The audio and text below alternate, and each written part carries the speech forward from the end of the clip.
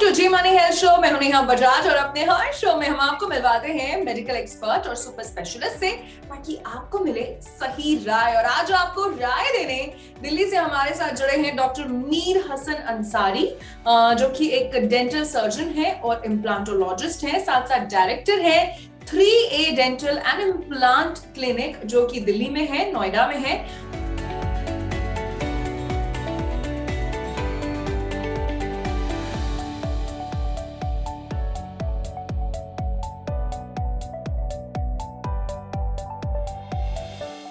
और डॉक्टर का स्वागत करते हैं। डॉक्टर अंसारी, आपका बहुत बहुत स्वागत है। Thank you, it's my pleasure to talk to you. तो डॉक्टर अंसारी, आज हम बात करेंगे टूथ फ्रैक्चर के बारे में। जितने भी लोग हमें देख रहे हैं, आप सबको ये बताइए कि टूथ फ्रैक्चर क्या होता है and how does a tooth fracture looks like. कोई भी पूरे दांत का पार्ट अगर डिसलॉज हो जाए, अगर अपने मेन पोर्शन से डिसअटैच हो जाए, तो उसको टूथ फ्रैक्चर कहते हैं। टूथ फ्रैक्चर मेनली किड्स में बहुत कॉमनली पाया जाता है। Sometime it's happen in the adults also. It happen because of the trauma, road side accident, fist fight, fall from the height, automobile accident, injury for the moving object and anything, it can happen. Okay. And sir, मतलब दिखने में कैसा होता है? Like बिल्कुल दांत ही टूट जाता है या कैसे पता लगे कि वो फ्रैक्चर ही हो गया है? देखिए, it's depend upon the extent of the fracture. कितना दांत का पोर्शन टूटता है उसके ऊपर डिपेंड करता है। समटाइम कुछ फ्रैक्चर्स ऐसे भी होते हैं कि बिल्कुल विजिबल ही नहीं होते हैं। इंटरनल फ्रैक्चर है, रूट फ्रैक्चर है, तो बाहर से नहीं दिखता है। कभी कभी जैसे लोग ये कोल्ड ड्रिंक या बियर वगैरह की बोतल वगैरह खोलते हैं, तो उसमें से थोड़ा सा इनामल चिप ऑफ हो जाता है, तो वो एक आम आदमी को नजर नहीं आता है। Some people have the bad habit of the biting nail or biting on any hard thing. कभी कभी खाने में भी पत्थर उत्तर आ जाता है, तो उससे भी फ्रैक्चर हो सकता है। Sometime it's iatrogenic also. कभी एक बड़ी सी रेस्टोरेशन हमने टूथ में कर दिया, किसी डेंटिस्ट ने कर दिया, और जो टूथ का एक्चुअल पार्ट है वो बहुत थोड़ा बचा रहता है, और उस पे अगर हमने हेवी फूड बाइट किया तो वो भी फ्रैक्चर हो सकता है।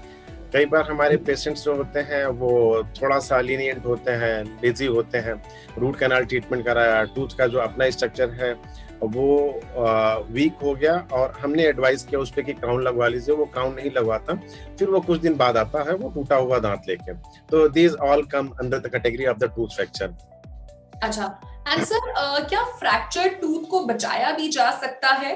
किस एक्सटेंट तक? ये डिपेंड करता है कि फ्रैक्चर हुआ किस लेवल पे है और क्या एक्सटेंट है उसका, किस लेवल पे हुआ। अगर दांत का सिर्फ ऊपरी सतह जो है वो फ्रैक्चर हुआ है, तो उसमें तो कई बार हमें कुछ ट्रीटमेंट करने की जरूरत भी नहीं होती है। एक्चुअली हम लोग अपने मेडिकल टर्म में इसको क्लासिफाई करते हैं। ये हमारा 8 क्लास में क्लासिफाइड है। सिंपल फ्रैक्चर, जिसमें हमें इनामिल का ही सिर्फ फ्रैक्चर होता है, उसमें डेंटिन इन्वॉल्व नहीं था। मुझे इससे पहले ये बताना पड़ेगा, दांत मेनली 3 लेयर से मिलके बना होता है। जो बाहर की सतह पूरी होती है उसको एनामेल बोलते हैं, उसके नीचे डेंटिन होती है, और डेंटिन के नीचे एक सॉफ्ट पोर्शन होता है जिसको हम पल्प कहते हैं, that is heart of your tooth. तो अगर सिर्फ एनामेल में फ्रैक्चर हुआ है तो ये कोई बड़ी बात नहीं है।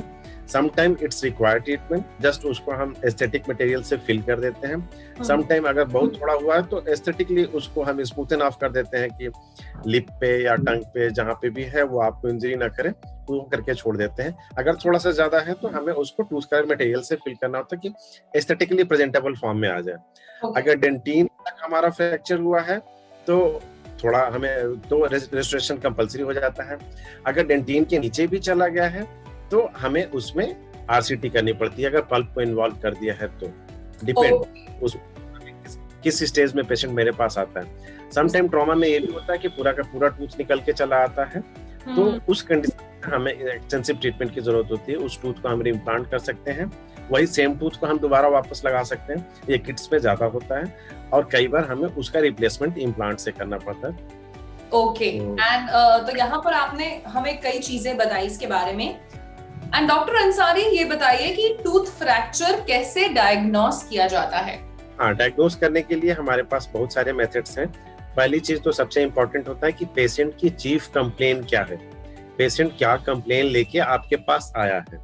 उसके बाद हम उससे पूछते हैं उसकी हिस्ट्री, ये कंप्लेन कब से है, कब हुआ, वो हमें हिस्ट्री देता है कि हम गिर गए थे, हमें चोट लगी थी, या फिर हमने कुछ हार्ड चीज बाइट कर ली थी, तो वो एक तो हमारा, और विजिबली भी हम देखते हैं कई बार फ्रैक्चर विजिबल नहीं होता है, पेन है कि नहीं है। उसके बाद हर डेंटिस्ट के क्लिनिक में जो है वो एक्सरे मशीन लगी होती है। कई बार हमारा टूथ बोन के नीचे अगर फ्रैक्चर होता है तो उससे हमें एक्सरे करना पड़ता है। Sometime we even miss it by the x-ray also, तो उस कंडीशंस में हमें सीवीसीटी कराना होता है। और मेनली हमको अपनी क्लिनिकल फाइंडिंग्स पे, अपने एग्जामिनेशन पे रिलाई करना होता है। लाइक ग्रीन स्टेक फ्रैक्चर होता है तो वो फ्रैक्चर तो होता है, बट वो टूथ का दोनों पार्ट होता है वो पास में ही आपस में जुड़ा होता है, तो many time we missed it in the x-ray also. तो पेशेंट हिस्ट्री बहुत इंपॉर्टेंट होती है। पेशेंट हिस्ट्री से, डॉक्टर की अपनी फाइंडिंग से, और बाकी सारे जो भी हमारे पास अवेलेबल है साधन, उससे हम पता कर लेते हैं। ओके, एंड सर एक और चीज बताइए कि क्या सारे टूथ फ्रैक्चर्स में जो पेशेंट्स आते हैं वो दर्द की शिकायत करते हैं? Most of the cases fracture में होता है, डिपेंड की ये सुपरफिशियल फ्रैक्चर है कि नहीं है। अगर सिर्फ इनामल में फ्रैक्चर है, कई बार सिर्फ डेंटिन में फ्रैक्चर है, तो उसमें नहीं होता। दूसरी, कई बार ये भी होता है कि टूथ ऑलरेडी उसका नॉन वाइटल था, रूट कैनाल ट्रीटेड था, और ऊपर वाला जो हमें ओरल कैविटी में दिखता है उस पोर्शन में अगर फ्रैक्चर हुआ है तो फिर पेशेंट को पेन नहीं होता है। अच्छा, तो वो डिपेंड करता है आपकी फाइंडिंग पे कि पेन होगा कि नहीं होगा, वो भी केस टू केस डिपेंड करता है। ओके, एंड सर क्या टूथ फ्रैक्चर में नर्व डैमेज का भी खतरा रहता है? क्या सारे टूथ फ्रैक्चर्स में नर्व डैमेज होती है? नहीं, इट्स नॉट ऑलवेज। ये अगेन मैं बताना ये चाहूंगा कि इसमें भी डिपेंड करता है कि एक्सटेंट ऑफ इंजुरी क्या है। अगर आपका सिर्फ सुपरफिशियल लेवल पे इंजुरी हुआ है तो उसमें नर्व डैमेज बिल्कुल नहीं होता। उसके बाद अगर सेकेंड लेयर में भी गया है, जो डेंटिन होती है, तो भी उसमें नर्व डैमेज नहीं हुआ। डेंटिन को जब हमारा क्रॉस करता है, पल्प के पास पहुंचता है, तो उसमें नर्व डैमेज होता है, और वो भी नर्व डैमेज कई बार रिवर्सिबल होता है। कुछ कंडीशंस में अगर मेजर इंजुरी नहीं हुई है तो we just give any sedative dressing और पेशेंट को वॉच करते हैं, तो उसमें हमें फर्दर ट्रीटमेंट की जरूरत नहीं पड़ती है। अगर सिम्टम सबसाइड हो गया तो फिर जो लॉस्ट पोर्शन है उसी को हम रिप्लेस कर देते हैं। अगर पेशेंट स्टिल कंटिन्यू पेन में रहता है तो फिर हमें उसमें एडवांस ट्रीटमेंट्स की जरूरत पड़ती है, like root canal treatment. And अगर डिसिडुअस टूथ है, बच्चों में दांत है, दूध के दांत है, तो उसमें हमें पल्पेक्टोमी या पल्पोटोमी करनी पड़ती है। वो क्लिनिशियन की अपनी डिसीजन होती है। अच्छा, एंड सर जहां पर हमने अभी आपसे टूथ फ्रैक्चर के बारे में जाना, छोटी छोटी माइनर डिटेल्स आपने हमें बताई, अब ये बताइए कि इसका फाइनल ट्रीटमेंट कैसे होता है? How do you treat a tooth fracture?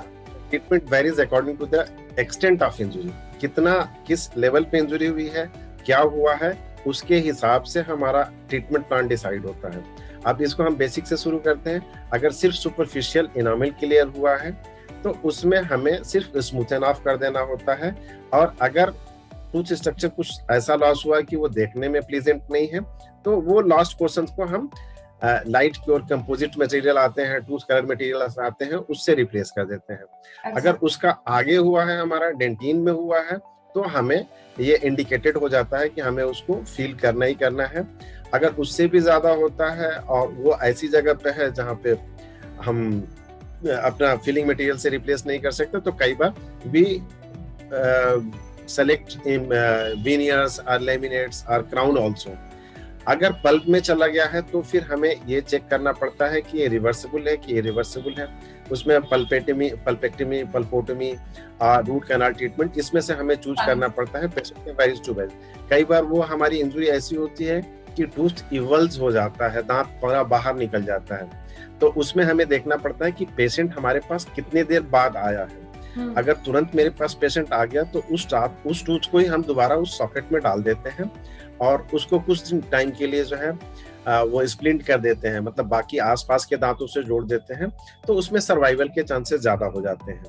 अगर रूट से फ्रैक्चर हुआ है, मिड रूट से फ्रैक्चर हुआ है, तो उस कंडीशंस में हम कुछ नहीं कर सकते, उसमें हमें एक्सट्रैक्ट करना होता है। समझ गए। और ये भी डिपेंड करता है कि हमारा परमानेंट टूथ है या फिर डिसिडुअस टूथ है, क्योंकि ये फ्रैक्चर के केसेस किड्स में बहुत ज्यादा होते हैं। एक अमेरिकन के दौरान ये देखा गया कि 5th क्लास तक के स्टूडेंट्स को अगर सबको हम दांत चेक करें तो किसी न किसी टाइप की इंजरी ऑलमोस्ट 50 to 10% स्टूडेंट्स में होते हैं। और ये अगर हम 18 ईयर एज का अगर हम सर्वे कर लें तो 18 ईयर की एज तक देखा जाए तो ऑलमोस्ट 13 to 14% स्टूडेंट्स को किसी न किसी तरह की इंजरी का सिम्टम आपको टूथ में दिख जाएगा। ये हमारे सर्वे में देखा गया था। ओके, तो यहाँ पर अगर टूथ फ्रैक्चर है तो ऐसा नहीं कि आप आराम से सिट बैक रिलैक्स करिए। दांत में दर्द है तो जरूर डॉक्टर को दिखाइए, डेंटिस्ट को दिखाइए। और अगर फ्रैक्चर है, दांत टूट गया है, तो ऐसा नहीं करना है कि देख लेंगे, दिखा देंगे, क्योंकि ये आगे चलकर गंभीर हो सकता है। कितनी सारी चीजें हैं जो यहाँ पर हमें डॉक्टर अंसारी ने बताई। और जैसे कि डॉक्टर अंसारी ने आज हमें ये बताया कि अगर आप ज्यादा देरी करेंगे तो उससे दिक्कत हो सकती है। टाइम बहुत मैटर करता है, स्पेशली अगर टूथ फ्रैक्चर है। तो इसी के साथ doctor Ansari, thank you so much, आपने अपने बिजी स्केड्यूल से कीमती वक्त निकाला और आप जी मनी हेल्थ शो में हमारे साथ जुड़े और हमारे हजारों लाखों व्यूअर्स को आपने इतनी अच्छे टिप्स दिए। Thank you very much. It's my pleasure. तो ये थे डॉक्टर अंसारी जिन्होंने आज हमें टूथ फ्रैक्चर के बारे में बताया। और हाँ, टूथ फ्रैक्चर आम है और बच्चों में ये सबसे ज्यादा देखा जाता है, इसलिए जरूरी है कि अपने डेंटिस्ट को आप रेगुलरली दिखाइए ताकि कोई भी अनडिटेक्टेड चीज या कोई भी ऐसी प्रॉब्लम अनडिटेक्टेड ना रह जाए। तो इसी के साथ मैं नेहा बजाज आपसे लेती हूँ इजाजत। मिलूंगी आपसे जी मनी हेल्थ शो के एक नए एपिसोड में, नए वीडियो में। और आज का वीडियो आपको कैसा लगा हमें जरूर बताइएगा। तब तक के लिए अपने दांतों का ख्याल रखिए, स्वस्थ रहिए, मस्त रहिए। जी मनी हेल्थ शो देखते रहिए, क्योंकि अच्छी सेहत है हमारा वादा। बाय।